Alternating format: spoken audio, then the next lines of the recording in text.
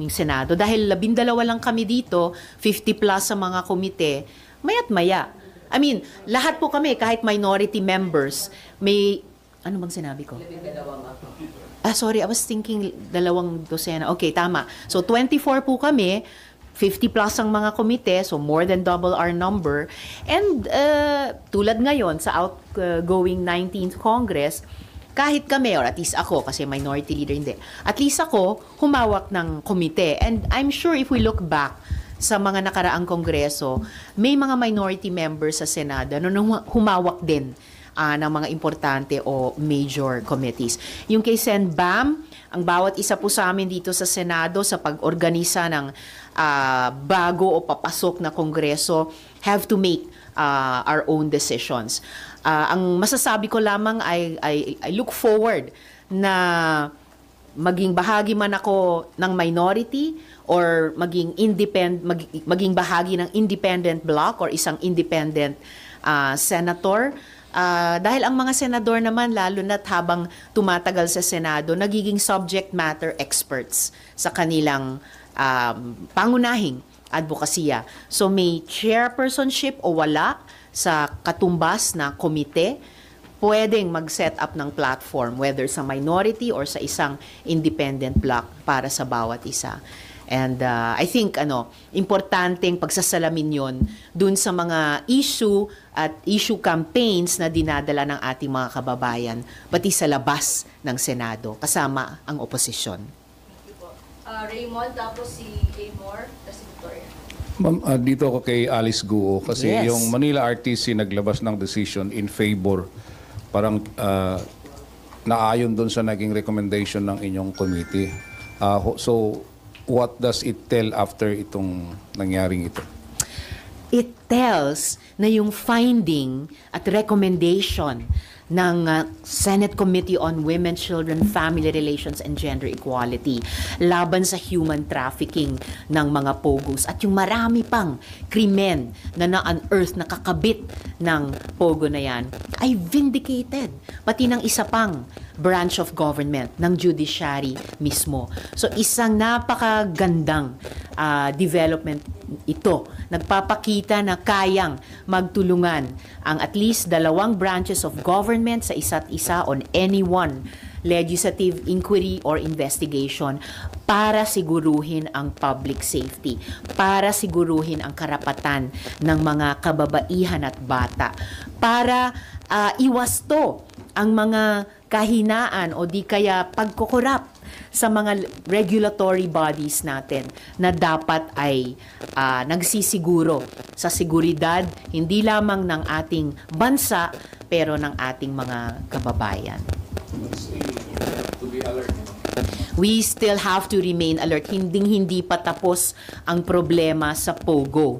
Kaya I believe the PNP and the other law enforcement agencies should remain on high alert dahil hindi po talaga natitigil yung mga ulat ng mga krimen na nagpapatuloy na mukhang at lumilinaw kakabit pa rin sa dating Pogo Network. Yun lamang isang pinakabagong balita na yung mga dating nagtatrabaho sa mga Pogo ay ngayon nakikita o nahuhuling nagtatrabaho sa ibang mga formang scamming operations pero scam pa rin. Hi ma'am, balikan ko po yung minority and then impeachment. Ma'am, is it safe, hindi pa po ba sure that you and Senator Kiko and Senator Bam will be part of the minority bloc? Meron pang chance for you to be independent bloc? Paano po ba yun? Okay, well, yun na nga yung bahagi pa rin ng work in progress. It takes a little time dahil syempre pagkatapos ng kampanya may konting pahinga, maaring may konting biyahe, nagpapasalamat sila sa mga base na sumuporta ng kampanya, bumoto sa kanila. So it takes a little time pero we are applying ourselves to it, itong mga araw na ito, work in progress na ito. And again, ano man yung maging individual na desisyon ng bawat isa, nagre-respetuhan kami dito sa Senado and we will still work out ways to work together optimally whether sa bloke namin or kung mangyari nasa magkakaibang bloke. As for the minority, ano yan mas makikita din natin sa umaga mismo ng July 29 sa opening of session. Kasi syempre yung pagbuo ng minority ay konektado rin sa bubuuin nilang majority. No? Anong path ang tatahakin ng mga bloke na gustong maging minority. Yan, work in progress talaga yon. But definitely kayo, ma'am, you won't be part of the majority bloc. I will not join the majority again. I haven't been part of the majority in almost 9 years. And tingin ko, consistent sa pagiging miyembro ko ng minority. Either manatili sa minority or magbuo ng isang independent bloc o maging independent. Hindi lang dahil sa nakaraan, pero dahil din sa kinabukasan. Gusto ko talagang magsalamin kami o magsalamin ako dito sa loob ng Senado dun sa mas malakas na oposisyon na gusto kong buuin namin, tulungan naming buuin sa labas ng Senado. Okay, Victoria. And sorry ma'am, impeachment lang po. Ma'am, your thoughts lang po dun sa recent developments. Nagkaroon na po ng answer ad cautelam si Yes. VP Sara and then sinagot na po ito ng House Prosecution. But wala pa rin daw pong mangyayari ngayong break hanggang until July, at least July 28 or 29. Your thoughts on that, ma'am? Well, pinangahawakan ko yon na may anunsyong mag-uupo ulit because the court is still in session. Take note. Magko-convene kami ulit bilang korte sa July 29.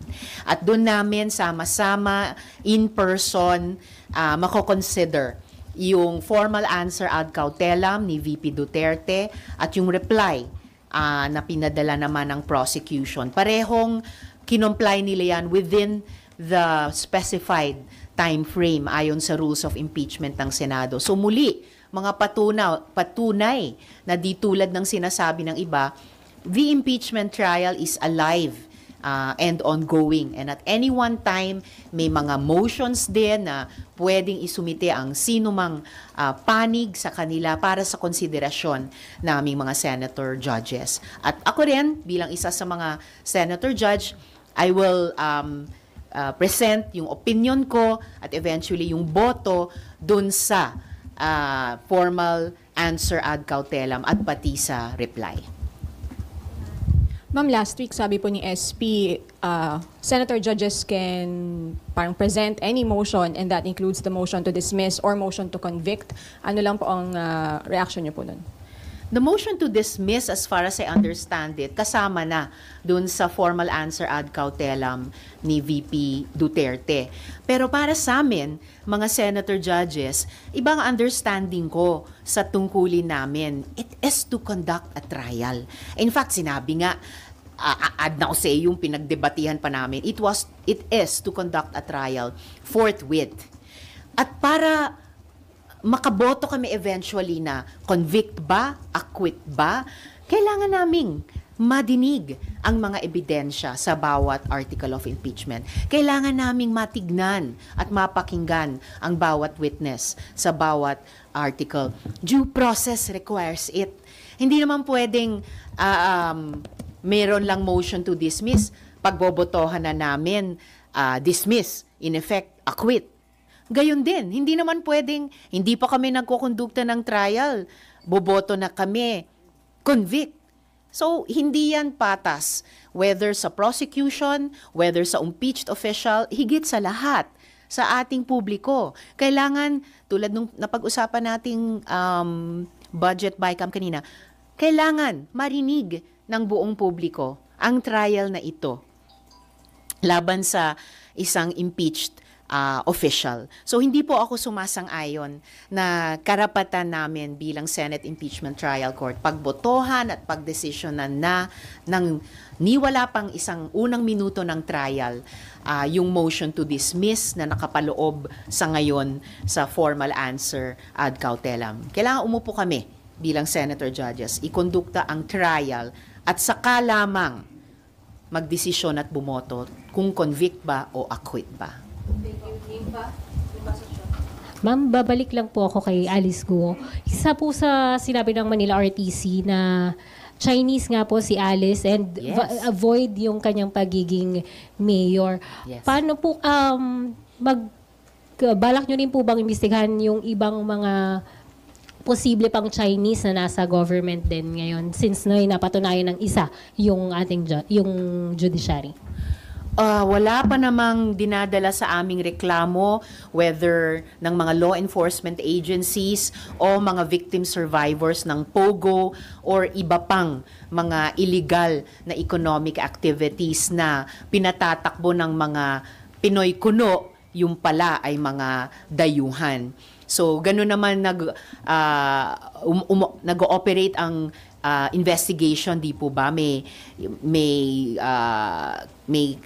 casus belli, may reason for investigating, kundi naman motu proprio ng komite. So, sa ngayon, I hope na yung ginawa naming investigasyon kay Guo Huaping at yung desisyon ng korte tungkol sa kanya na kambal nung aming findings at recommendation ay magsilbing object lesson para sa iba pa na either sila mismo ang nagpapanggap na Pilipino or yung iba nating mga kababayan na kasabwat ng ganyang mga peking local government officials. Okay, next, Myla. Inquirer.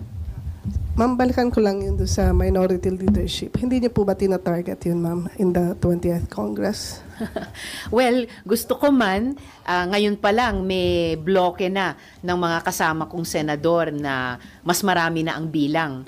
Mas marami sa isa at mas marami pa sa tatlo. So, tingnan na lang po natin paano mag-unfold yung pag-organisa ng Senado ng 20th Congress sa umaga ng 29th sa opening of session. At yun din yung mga scenarios na kinoconsider namin ni na Sen Kiko at Sen Bam. Tama ba ma'am ako ng understanding na you have to contest the Senate leadership tapos yung second top highest nag-contest siya yung automatic, hindi siya automatic or kailang pag May iba't ibang paraan. Yun yung isa sa mga classic na paraan. Tatakbo silang SP.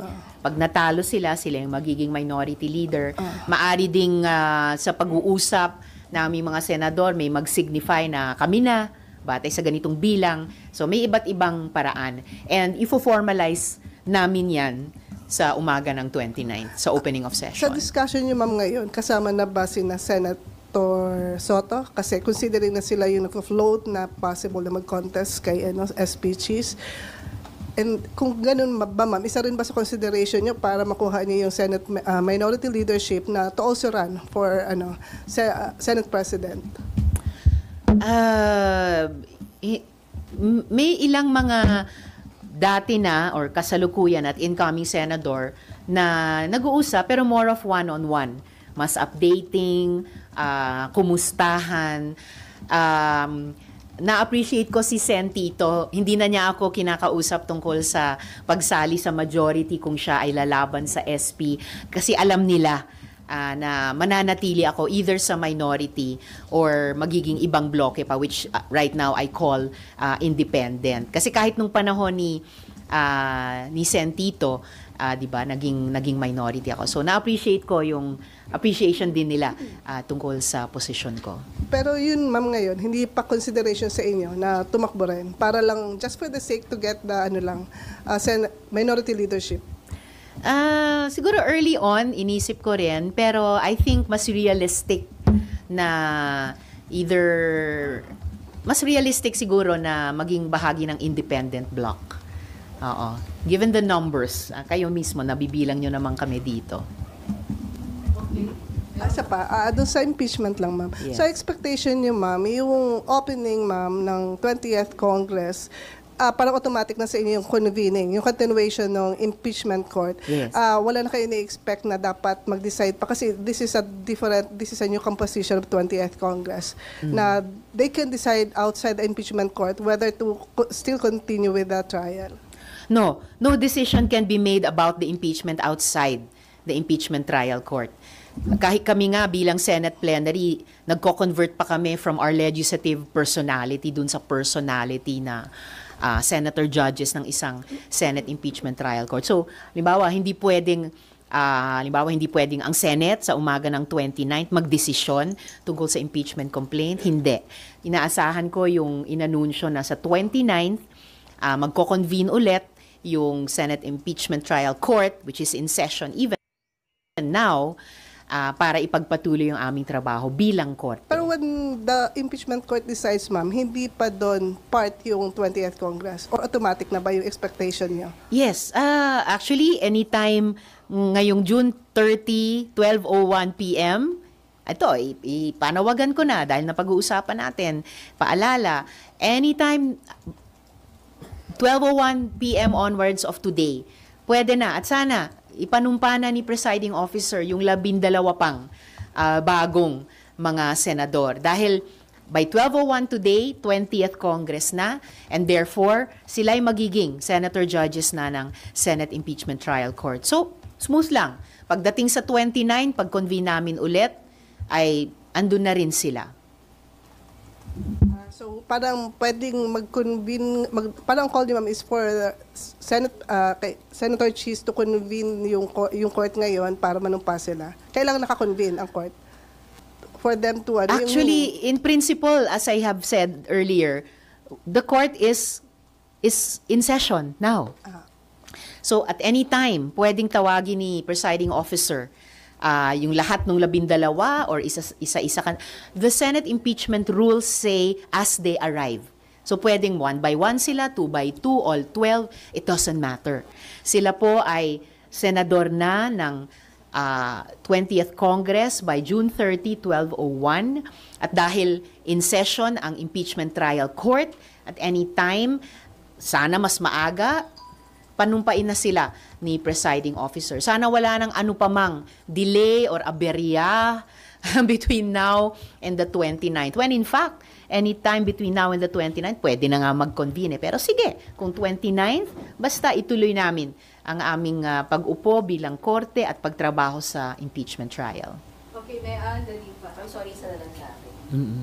Nandun pa rin ako sa minority. Ma'am, mas malamang na mag-independent na lang po kayo nila Senator Bam kesa minority? Sorry, what? Mas malamang po bang mag-independent block na lang kayo kesa sa minority block? Based lang on the numbers, unless may dramatic shift in numbers na usually hindi nagkakaroon ng dramatic shift sa ganyan sa Philippine politics. Just based on the numbers, pangarap ko man kami yung maging minority, mas realistic sa tingin ko lang. Just based on the numbers of the probable majority and the possible minority. Based on the numbers, mas realistic na maging bahagi ako ng isang independent bloc or basta maging isang independent senator. Okay, pa. Ma'am, since magbubukas na yung 20th Congress and magfa-file na kayo ng mga bills nyo, ano po Yes. yung mga priority bills? Okay, excited ako na mag-file at refile ng mga bills, lalong-lalo na para sa ating mga manggagawa, mga senior citizens at saka mga kabataan. So, kasama sa mga top 10, 20, 30 priority measures namin, yung wage hike bill na umabot sa advanced stage of legislation ng 19th Congress. So kaagad i-refile and per Senate tradition dahil umabot sa advanced stage sa 19th Congress, inaasahan kong maaga naming maipasa sa 20th. Magfa-file din po kami, mag-refile ng Universal Social Pension para sa mga senior citizens, and then of course para sa ating mga kabataan at saka iba pang kababayan, yung Power Bill, yung protections for online workers, entrepreneurs, riders at raketera at iba pa, Power Bill. Yun. Of course. So, GSK Quality Bill, kasama sa priority i-refile. At hari nawa, maipasa na. Yes, thank you. Siguro si Badet. Ma'am, balik lang po ko dun sa impeachment. Yes. You're hoping na sana po mag-take na ng oath yung mga new set of senators as senator judges. Gaano po kayo kasigurado na magko-crossover sa 20th Congress yung ano? Kasi may nagko-question na hindi siya pwedeng tumawid sa 20th Congress. Gaano po kayo kasigurado? Ano pong pinanghahawakan yung principle para ito ay makatawid, maka-crossover sa 20th Congress po? Pinangahawakan ko yung mga Supreme Court rulings na ang impeachment ay non-legislative function at yung non-legislative functions ng Senado ay hindi apektado ng legislative calendar ng Senate. Pinangahawakan ko kahit yung condition, isa sa mga condition nung mga bumoto na i-remand yung impeachment complaint sa House of Representatives. Dahil pangalawang condition nila yung kailangan mag-certify yung House of Representatives of the 20th Congress that they are willing and ready to continue